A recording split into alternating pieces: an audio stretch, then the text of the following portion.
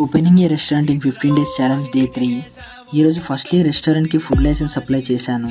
ఈరోజు కార్పెంటర్ వచ్చాడు, ఎందుకంటే హాఫ్ ఆఫ్ ద వర్క్ కార్పెంటర్దే ఉంది. ఈరోజు ఓన్లీ టేబుల్స్ అండ్ ర్యాక్స్కి మెటీరియల్ కావాలని చెప్పాడు. మెటీరియల్ ఆర్డర్ చేశాను, బట్ ఆర్డర్ చేసిన 3 to 4 hours మెటీరియల్ వచ్చింది.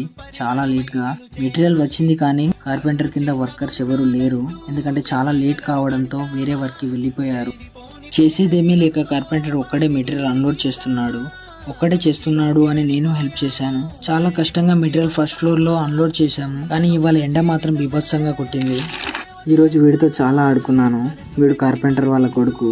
వీడిని ఇంత ఎండలో ఎందుకని తీసుకొని వచ్చావంటే, వాళ్ళ మమ్మీ కూడా వర్క్కి వెళ్ళింది, చూసుకోవడానికి ఎవరూ లేరని నేను తీసుకొని వచ్చానన్నాడు. అలా చెప్పగానే అమ్మ కూడా, నా చిన్నప్పుడు తను ఊరిలో వరి నాటుకి వెళ్ళినప్పుడు నాన్న కూడా ఇలానే తనతో తాళ్ళు ఎక్కడానికి తీసుకొని వెళ్ళేవాడు. ఇలా డే 3 గడిచింది. Follow for day 4.